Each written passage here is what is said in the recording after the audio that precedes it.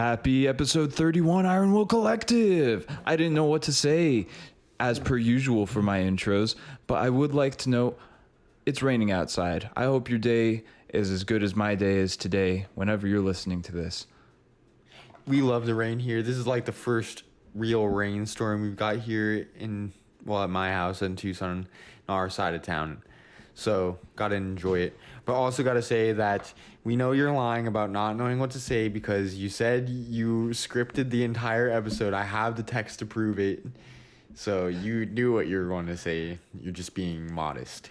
Well, I wanted to try and confuse all of our listeners and viewers. I don't want them to know that everything I'm saying right now, I am reading from a script right now, and it is all pre-planned ahead, period. We just got our brand new teleprompter delivered from the Amazon warehouse. Yes, it's got COVID on it. No, we're not getting tested. Man, I've been seeing so many Amazon commercials on TV. Such a weird thing for me. What are your thoughts on Amazon? I know that they don't have the best reputation, and a lot of people will swear by the company. Others will claim them to be, like the equivalent to like Walmart as far as killing small business and stuff. What do you think? Okay, so I know you're not much of a moviegoer, so I doubt you've seen this epic classic. Try me. From the Pixar studios called WALL-E. That's my dog's name. That's all I know. Have you seen it? I have not. About the robot? I'm familiar with it, but I've never seen it. So it's like post-apocalyptic. He's just a little trash cleaning robot, and his job is to clear up all the trash left on Earth before people boarded the spaceship and left in search of a new home. So he's like on the planet cleaning up trash. But anyway, the main company in that movie, I think, was supposed to be based off of like a Walmart style, just kill small businesses, take over the world type business model. It's looking more like Amazon to me. That sounds like a heavy movie plot for a children's movie. Yeah, dude. And to think like he finds love despite all of it. Robot finding love. And amazing like commentary, social critique on freaking fat people, like people just being super, super fat and lazy. They have these chairs that they all float around in, and they've been on this ship so long, like so many generations, that the people's bodies have changed. Their anatomy has changed, where they are like a very small portion skeleton and a very large percent just like body mass and fat, and they're actually unable to move outside of their chair. That's very ironic because that is a large percentage of people in the developed world that are like that already. Yeah, like chair-ridden. Yeah, so good movie. Yeah, good old WALL-E telling the future over here. Yeah, for real. So that's kind of my thought. Slightly, oh man, a little pessimistic. Not gonna lie. It's Amazon. I like that kind of stuff. But I'm wary of companies that are so big. The commercials that I've been seeing were really just trying to show Amazon as like this good company that is taking care of its employees, and they're talking about how everyone gets scanned before they go into the warehouse for the temperature, and they've donated X amount of $1 billion to help with other social causes and things like that. And all the while, I'm just thinking like, oh my God, this is how they're pulling the wool over people's faces. So I don't really buy it. Well, I hear a lot of negative things about how terrible it is to work for Amazon. Yeah. That's all. Like no bathroom breaks. Exactly. Yeah. They basically like work you like a slave, and which is, a lot of jobs will do that, but it sounds particularly bad. Whereas you've got such deadlines to meet and such a speed to uphold with deliveries, 24-hour shipping or whatever you got. Like these people, someone is doing a lot of work to make sure that happens and probably not getting paid very much for it. But that on top of the owner of Amazon, that Jeff Bezos guy, I heard, don't know for a fact, never seen this dude's bank account. Take it with a grain of salt. He has profited a lot since the the coronavirus outbreak, which I believe, because having, everyone at home, not really being able to go out and do the retail shopping, and a lot of retail establishments being closed because of this, I can see him making a lot of more money. Dude, oh geez, what I just pulled up his supposed net worth. $50? It blows my freaking mind every single time. He has reported net worth of 189.3 billion. Oh my god. That's and it says reported there too, so it's not even considering his offshore accounts. Oh man. That's crazy though. 100 almost 190 billion. So I always like to say, like, how many millions are in 1 billion? And they're donating. It's like, we've donated $45 to the local food bank at our Amazon warehouse facilities, or yeah, the facility has a food bank in the town. I don't know, but I'm sure the donations are like drops in the bucket compared to what that guy just personally, what himself makes. Think of if someone like that were to actually have the interest of the community in mind, what they could do with that kind of money. Like, he could never spend that much money in as hard as he tried in his entire life. Yeah. Like that's like, I can't even imagine $1 million, let alone 100 billion. Yeah, exactly. Like, that's crazy. Yeah, well, again, like, how many millions in 1 billion? 4. And now he has 190 of those billions. It's crazy. Yeah, he could. They're gonna lock us away for talking smack. I know. Though. Yeah. Well, he could definitely afford Subway for lunch. That's all I'm saying. He doesn't even need to buy the $5 foot long. Yeah, he can just afford the $7 foot long. Yeah, he can get with the non-special every day, and he'll be all right. And a bag of chips. Yeah. Oh my God, me over here, I'm like debating, like, should I get a sandwich or should I get a bag of chips? One or the other, not both. Really? And it's gonna be a 6-inch. Can't afford the 12. I walked into the store yesterday and I was just torn between either milk or bread. Like, what vital nutrient should I go for? I went for neither. Went for the ice cream. I'm going for ice cubes, actually. Yeah. They're a little Like more $2, but like by weight, you get a lot more product for price. Yeah. It's like, it's better than water. And yeah, it's like crunchy water. What plants crave. Yep. Crunchy water. Yep. And electrolytes. No. But I don't know, man. Like I said, I'm very hesitant to buy what these gigantic companies are saying. I will tell you, though, as shady as this Jeff Bezos guy is, he's freaking ripped. Have you seen his transformation? No, I haven't. Oh, man. So... Natty or juice? I don't know, man. I don't know. I mean, you could really debate that one because... Do you think if I Googled Jeff Bezos shirtless, I'll get a pic? Yeah. Oh, yeah, for sure. I don't know if shirtless, you'll probably be able to see him with tarp on. But if you get like a Jeff Bezos 1997, like Amazon's just this little company, a picture of him in that era versus like a modern one, this guy's stacked. All right, let's see here. I Googled Jeff Bezos physique, and looks like he's got some pretty big arms, but I'm not seeing any good shirtless pics. No. So the jury's out on Natty or juice. What are we going to have to do to get Bezos to tarp off? What are we going to have to do to get him on this podcast and tarp off? I don't know. Let's just ask him because you already know he's listening. Exactly. Yeah, he's always listening. All right, someone Jeffy. for him is listening. Call to action. Yeah, if you want us to stop with the libel and slander, please come on and defend yourself and tarp off. Yeah, we just want to talk about lifting and possibly your titties. Like, in a good way. Yeah, exactly. Like, we're all about positivity here at the Iron Will Collective. HIV positivity. That's me. What was I gonna say? Oh, so I was remembering earlier when we were talking about Amazon and all that, a video that I watched yesterday. It was about power and how humans seek power.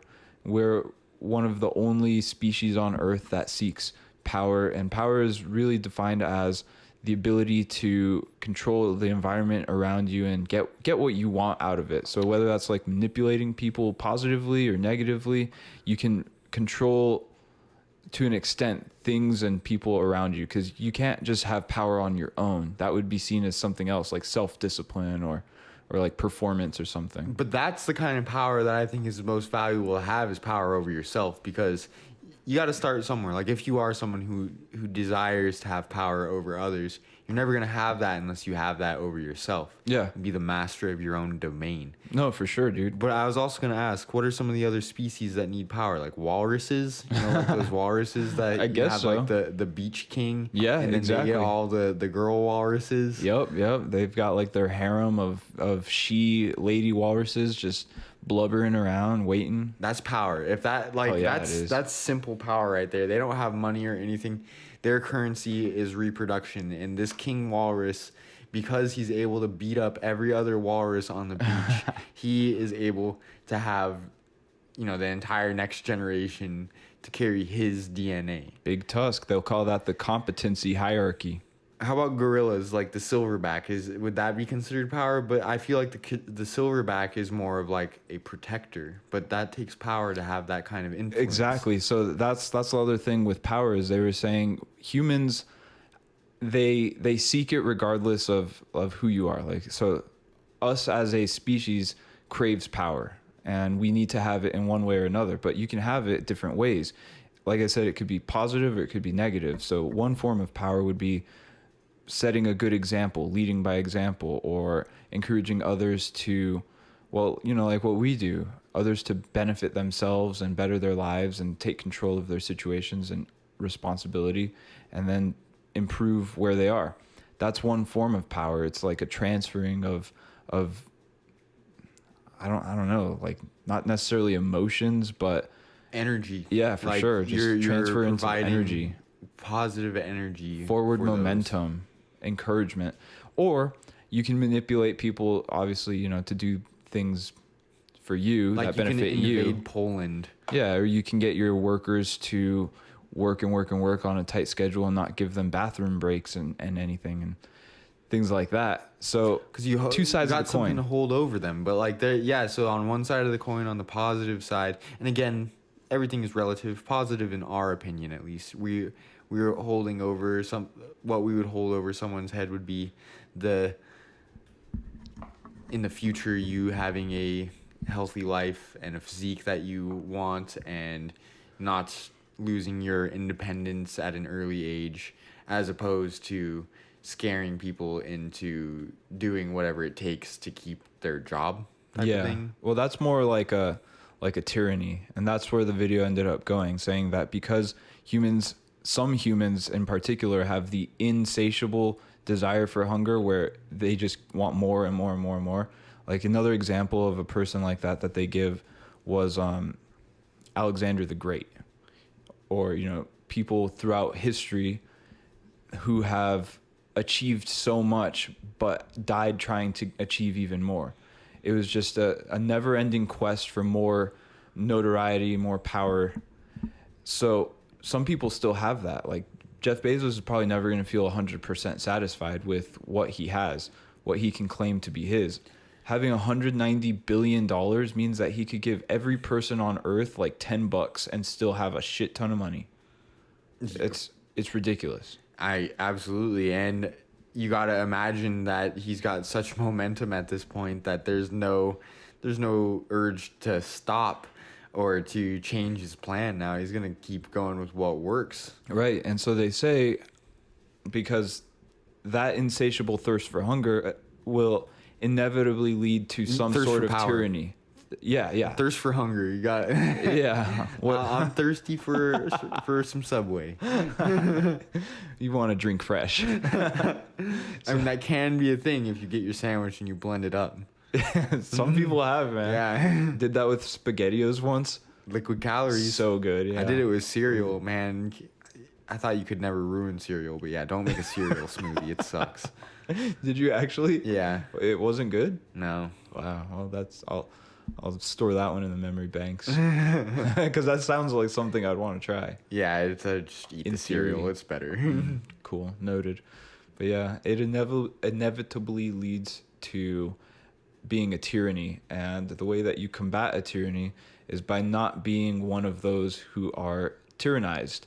And so, because if you allow yourself to fall prey to that type of system, then you lose your individuality and you stop being a person as much as you become just a part of the machine. Yeah, like you're a just gear. yeah, exactly. You're just another piece to the puzzle. That's what happens to many people at many occupations. Right. Is that you're more afraid that you will be easily replaced than you are of not having the job or something like that. Yeah. Like you, in any job I've ever worked, I haven't tried my hardest at all of them, but I've tried hard at others. And just knowing how easy, like, even if you are someone who you consider to be like, all right, I'm really good at this position, and this company is lucky to have me. Mm-hmm. And you look at your peers around you and you see everybody else, that doesn't have the same ethic that you do. Watch what happens when you leave. They're going to replace you in an instant. Quick, yeah. Things might not go as smooth as they did when you were there, but they're going to move on nonetheless. Yep. But to make yourself irreplaceable it's getting harder and harder. Yeah. To be the linchpin, as they say, Mm-hmm. to make yourself a crucial part of whatever the business's endeavors are. You have to wear so many different hats and then be really good at playing those different roles. In some cases, very, very, very much worth it. But in other cases, you are ultimately, at the end of the day, still super replaceable. So it depends like where you're playing that game, I think. But the solution, according to that video, was to act as an individual. So actually just kind of embracing that risk. So if you're afraid to be replaced, and so that's forcing you to kind of act like how you feel you're supposed to be, and whether that's against your nature or not, like, were there ever times working, I don't know, one of your shitty jobs that you felt you had to do something that you wouldn't normally do? Yeah, man. I would like. It's common, right? Yeah, of course. Super common. Like, Showing up. dude, You're like, I don't want to do selling this, the but I'm going to do it insurance. anyway. Exactly. Or selling the credit being card. pushy. Yeah. Dumb things like that, which you don't believe in at all, but you are graded on Mm-hmm. in your performance to do. It's like it sucks. I know to have it's to do that kind of stuff. totally easier said than done, but the solution was to, at the very least, be vocal about your opinion on things like that, and have an opinion, have a stance. So if you don't support it, don't just mindlessly buy into it and do it. Like, I get the fact that you have a job and you need the income, because as we were saying earlier before the pod, we've been in that position where we had to work, and it was like a high pressure situation because we didn't want to be there. It was less than ideal, but we had to. And so that's where like sticking around for that job comes into play. What do? Well, you don't want to just get like shit on every day, because that's not fun. So at the very least, you can be vocal about these things and speak your mind on it without being the negative guy either. Because I know I made that mistake where I was lowering morale. I don't want to say inadvertently, because part of it was intentional. Like, I was ready to get the hell out of where I was, and I was letting everybody know how excited I was to be gone, while they all had to stay. It's kind of a shit thing to do. But the thing is, they didn't have to stay. Like, you might think that you have to stay because you got bills to pay, but there's always other routes. Like, if you are doing something that you truly hate doing, then you're only screwing yourself over more if you continue to do that. Yeah. When it'd be a much better idea to put some effort toward devising a plan to get yourself out of that, and to step toward something that you would prefer to do. Yeah. And again, easier said than done, but I think definitely worth it. Yeah, dude. And it really pays to get real with yourself too, because you said something outside that is so freaking true. Like, your goal in high school and my goal in high school was to pursue music. And I think we both kind of thought that by getting a job at a music store, we were making a step in the right direction. But as you pointed out there, it was more just an illusion because it ended up killing our spirit musically and took us in the complete opposite direction. I mean, we're here now, so it didn't go completely wrong. Yeah, we didn't. But we went die. off course for sure. Absolutely, and speaking for myself, I spent a lot more time, or wasted a lot more time doing that than you did. Like, you were able to get out and start feeling your way around other things. Now you're where you're at, with your training business, which is awesome. You got great clients now, so you have come a long way since then. But at the same time, who's to say that your dreams to be fit and have a long, healthy, quality life will die? I think those are pretty low odds now. To be like, yeah, I'm just gonna die. Like, I'm just gonna get diabetes. I think that'll be awesome. Like, give up at 26. Exactly. Like, just I like don't really I'm done. feel like it. Honestly, like, fitness, honestly, not a cool thing. But with music too, like, I don't know about you, I have found myself, since getting out of that job, out of music retail, that the motivation to play has returned to a degree. Not like it was when I was 18, fresh, getting ready to actually try to do it again. At 18 too, not knowing what I know now about how to be successful with something, you just didn't try hard enough. Yeah. And you got to know that if you want something, especially something that's going to be relatively difficult like that, you're gonna have to work for it. You're gonna have to work hard every single day. Really hard. Yep. And it's like we've mentioned in other podcasts, the sports one in particular, where we said that there's a small percentage of people that try the adequate amount, which would be a lot, and an even smaller proportion of that group that actually make it in the end. So you can be one of those that tries your ass off for a long time and still not make it. But I think there's merit in that. If you can look back and say, like, hey, I gave it my all, even if you don't succeed with your ultimate goal, like, you can look back with no regrets, saying, like, hey, I threw everything I had at this and it didn't work out. It just wasn't in the cards then. Nope. And sometimes you do have to make that concession, and especially for things like, like sports or something like that. Like, whereas you have a limited window in which you can make it to the NFL or something like that. Yeah. You finish college and you don't get drafted and you continue trying and you maybe make a practice squad on a team, maybe show up for preseason one year. But every day that you get older, you're less and less likely to be able to be at this position. And that's just like a small example. But not every path is like that. No. So, like, there are certain things that don't have, like, an age limit or a physical ability limit, like that you can use your mind in order to continually approach the apex every day. Yeah, dude, it's the idea of there being cul-de-sacs or dips. And so if you can realize midway through something that's really difficult, whether this is going to eventually pay off, then you're in a dip, and you're in a dip. It's one of those moments where things are just challenging. You'll get through it, and you'll be better. Or you realize in the midst of that challenge that you're in a cul-de-sac, that this is not going to really come up. You're just going to end up making circles. But it's hard to make that call when you're in the thick of it, because it's like you put so much effort towards, say, like, if you want to be a pro football player, and you are, fresh out of college and you didn't get drafted, you're likely still trying to, train every single day and having your agent call teams and stuff and getting tryouts and stuff. You're probably going to try pretty hard. Like, it's probably going to take a while before you to truly say, like, all right, I guess this isn't going to work out. Yeah. And in which case, like, that's not the worst thing too, is like to move on. No, for sure. I mean, it's not a complete loss ever. Like, that's just one thing. Like, you have there's so many other possibilities that you could pursue.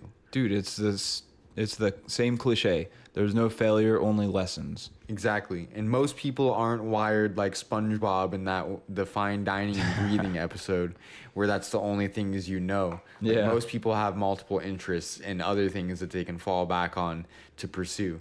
And, that's like a big reason why professional athletes need to go to college beforehand, is so they have the opportunity to learn something to make that a fallback career for them. because the odds of going pro at any sport are pretty low. That's not to say not to try, but having something in your pocket ready to whip out when things get hairy is always good. Yeah, dude, it's like the art of quitting, knowing when to quit something at the right moment, not too soon, not too late. It's like with poker. Yeah, it's exactly like that. Just have to figure out the best time and then get out. Mm-hmm. Otherwise, Try to get out on top if you can. Yeah, seriously. That's harder. It's easier said than done, again. But tying this in with fitness is that for everybody's personal journey with fitness, there should never be a cul-de-sac with that. There should never be a point in time where you're like, well, guess I'm never going to be healthy. Guess I'm never going to never going to lose this weight. I might as well just grab the Cheetos, start munching. There's not that point. Like, if you get to that point, you are putting that cul-de-sac up yourself. You are down on your hands and knees laying that asphalt. Yeah. Whereas you need to see these tough times as dips and seeing that, like, your goals is still there, and there's no one, like, there's no employment for this or anything like this. There's no people who are gonna want you or not want you because of this. It's all your life, and it's important that you try your best to make your life as quality as possible. And I think that all starts with your mindset and your health. And that really comes when you have clarity of purpose again, knowing why you're doing it. Because I've gone through so many dips where my issue was looking down and feeling like I can't gain muscle fast enough, or I can't lose fat fast enough. So it's like the body recomposition stuff. In terms of having that as a goal, it's not always going to be at the speed that you want it to go. So you might stop and think at a certain point, like, damn, I feel like I'm always going to look this way, but it's not true. You just have to realize that it's a dip that you're going to get through however long it takes, so long as you can stick to the plan. Because when you really derail and you stay derailed, well, what's the obvious outcome there is that you're on your hands and knees. You laid that asphalt down. Yep. You're in a cul-de-sac. Not a pretty one. Exactly. Yeah, it's a pretty dumpy one, actually. But it's got hair all inside its belly button, like lint and stuff. Yeah, Cheeto dust. That's kind of tasty. But dude, I think that another thing to take solace in is that time really flies. Like every day that you get older, time is going to, from your perspective, feel faster and faster. I'm sure as anyone listening to this, like, unless you're like a 10-year-old or something, like and even if you are a 10-year-old, think of, like, you know, how fast this past year has gone by, and then just know that it's going to go by faster. So ask someone who's like 50 compared to us, like, you know, twice as old as we are. Time is going to be going by super fast for someone like them relatively to us. Yeah. And, you know, every day that you experience, less and less things will be new for you. Therefore, your mind is going to be able to, like, kind of just like coast through it, and you're not going to feel the time like you used to. Yeah. So when it comes to fitness and reaching goals that are, of course, going to take time, like, you can't build significant muscle overnight. Like, you just can't. Physiology will not allow for that to happen. You need to, or you can take some comfort in knowing that every day that you get older, you're getting closer to your goals as long as you're staying consistent and trying, and that time is going to feel faster. Yeah. So I have a small anecdote. I saw someone who I hadn't seen in a very long time, since probably like 2014, so like probably 6 years ago. Damn. And they made a comment about, like, wow, like, you really got big. And I'm like, where I stand right now looking at myself in the mirror, you know, forever small. Yeah. You know how that goes. Yep. But you can listen to, like, this person's not lying. They're not telling me, like, that just, like, they didn't even tell it to my face. They told my dad. My dad told me after, like, secondhand. And I appreciate hearing things like that, because it helps me in my head and during, like, okay, I'm doing something. Like, even if I don't see it myself, like, something's happening here. Yeah, that's like some objective data in some way, because subjectively, I don't know if you're anything like me, those types of comments usually go right over my head, and I'm like, what are they, like, freaking looking at? Yeah, like, I don't believe them a lot of times. So it's like, I'll ask my girlfriend, and I'll be like, hey, like I'll make her watch me flex, and I'll like just, silly little the posing routine. exactly, and say, hey, like, what, how do I look? And she'll be like, you look great, like. And I'll be like, no, I don't. Yeah. Just right up to that. Freaking lie to me. like, stop it. Like, please stop lying to me. I know I look terrible, but you have to try your best to believe what they say. And they're like, yeah, okay, this person actually does think that I look good. But then you could ask someone with a different perspective. Ask a bodybuilding coach, and then they'd give you more an answer that you're probably thinking, looking for. Yeah. Well, their perspective is, it's a completely different lens. They look at like Goliaths all day long. Exactly, and symmetry and all, like just the beautiful people. The eye is tuned for it. But for like other things, not just for like building a muscular physique, but for other things, more common things that most people are interested in, such as weight loss. A lot easier to notice, I feel like, than the small, minute changes in your. I added a centimeter to my biceps this year, whereas you find someone who has lost 30 pounds or something, you're gonna be like, damn, nice work. It's impressive to see, I think, at least, to see people take that charge of their life. And it's gotta feel good, man. Oh yeah, absolutely. And I'm sure for them too, like, it's similar thing. They probably feel like, wow, I still got a long road to go, like that type of thing. And I think that is a healthy mindset to have to an extent, but just don't dwell on the fact that you're not where you want to be yet. Try to enjoy the process. It'll make your life a lot easier if you do. Yeah. Man, as cringy and cheesy as it is, when I was teaching classes back at the gym, I used to shout really regularly. One of my favorite things to say was, don't think about how much left you have to go. Think about how much you've already done. But that's a great, that's a microcosm true, of a fitness journey in the whole, like, because it can be so easy to get caught up in what you have left to achieve in order to reach your goals. It's like endless. Exactly. And knowing that your goals are going to evolve as you approach them, and they're going to, the light at the end of the tunnel is likely to continue to be farther and farther away. Every time you take a step, that light's going to keep getting farther. But to have the perspective of looking back at where you've come from, that can bring a lot of comfort. Yeah. And in time, especially doing one of those tough classes where you're out of breath and you're soaked in sweat, and you look at the clock and you're like, all right, we've been training for 30 minutes. We've got 15 minutes left. I can do this. Yeah. It's the perspective again, because you can really trip yourself up. There are some days where reminding myself that I'm on a 5-year journey is like, all right, cool, I've got time. Well, look, your 5-year journey is going to turn into a 10-year journey, and that 10-year journey is going to turn into a 20-year journey. It's just perpetually 5 years out in the future. Exactly. And like, even when you do reach the goal that you want, you're still going to have to work to maintain that. It's not like in fitness, it's not like, say, like, I have a goal of losing 50 pounds. You lose that 50 pounds and you're like, all right, back to eating Snickers and drinking a gallon of milk every day. Go mad. Not how it works. Unfortunately, you're going to have to continue with the habits that you have formed in order to get you there. So there's never an end to this. Yeah, and you can always pick up new stuff. So, like, recently, I don't know if you've seen in the post I put up yesterday, but I'm listening to this audiobook about breathing. Well, yeah, car push post. But I was talking about breathing in the first part of the caption because it's something that's been like on the forefront of my brain lately. I'm just listening to this audiobook and it's really interesting, man. Apparently, I knew very little bit about breathing before, and I was breathing wrong most of my life.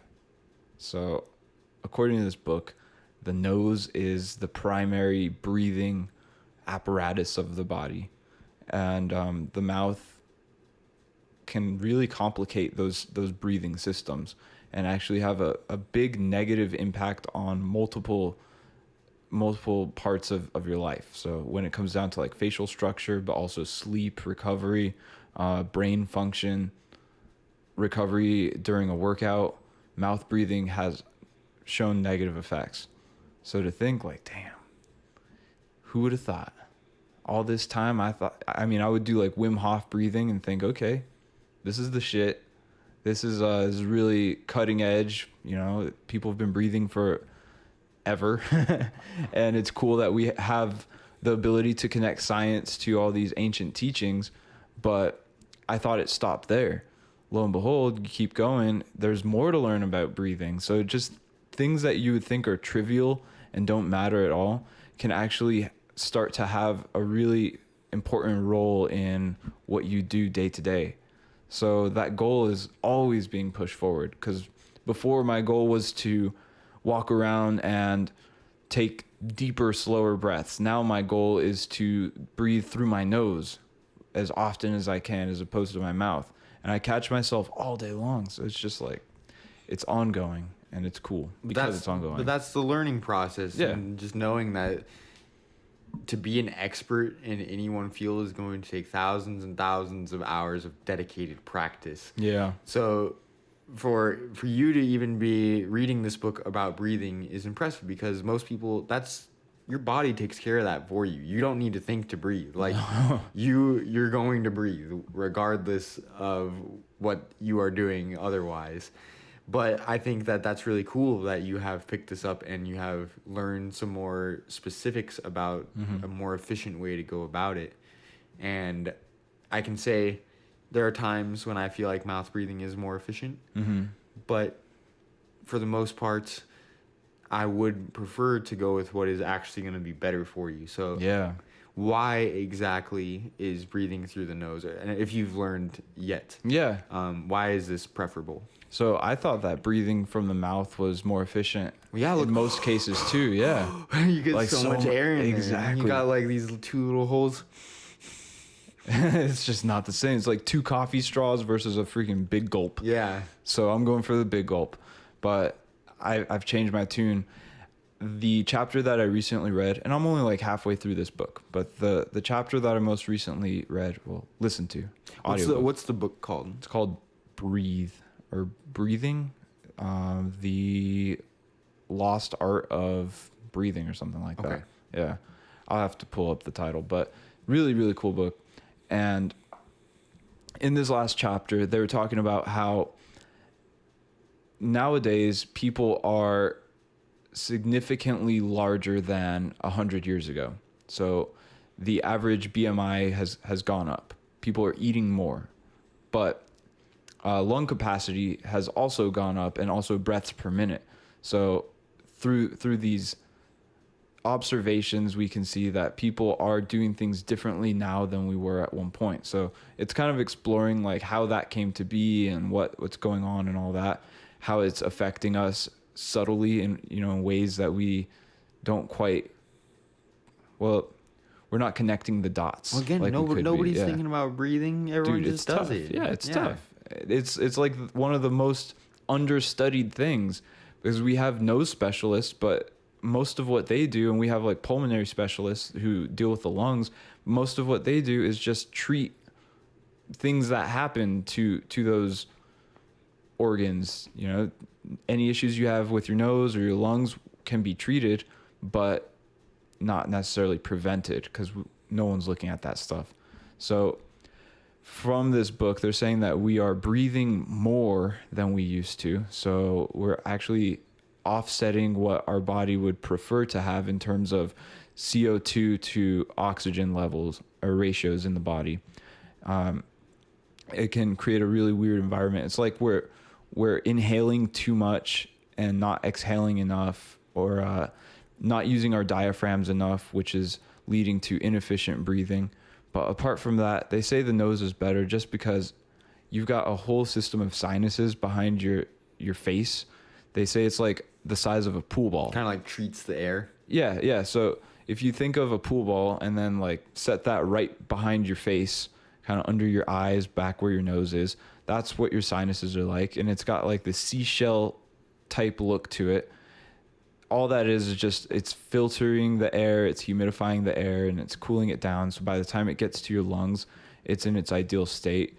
But it's also helping your body even that ratio out to the more preferable range in terms of carbon dioxide and oxygen. So then that way you are utilizing the oxygen more. It's kind of like doing high altitude training. So you train yourself to breathe less often. You train your body to be more efficient, and you provide it with higher quality air. So all in all, halfway through the book, it's got me sold. Interesting. Well, we'll have to touch base on this again when you're finished to see what else you learned from that, because that's really cool. And hopefully, I've never thought about any of that stuff. Yeah. All I knew is that you get made fun of if you're a mouth breather. You sit next to a mouth breather in 6th grade, and he breathes like, Yeah. God, what's that guy from Hey Arnold? Oh. I can't remember his name, but he gets punched in the face for it, so don't do it. But anyway, that's about all the time that we have for this episode today. A little bit of an abbreviated episode, but we want to make sure to get one at you this week. Yeah. Do you have anything that you'd like to add in closing? No, just as always, thanks for your continued support and listening. We've noticed more activity with our viewership and everything going up, so just really want to say thanks. If you guys would like to hear about anything in specific, we're all ears, baby. Just let us know what you want to know. Yeah, we want to do this full-time podcast 5 times a week, just like Jeff Rogan. And we'll be with you in spirit until next week. All right. Thank you. And have a good night. Good night.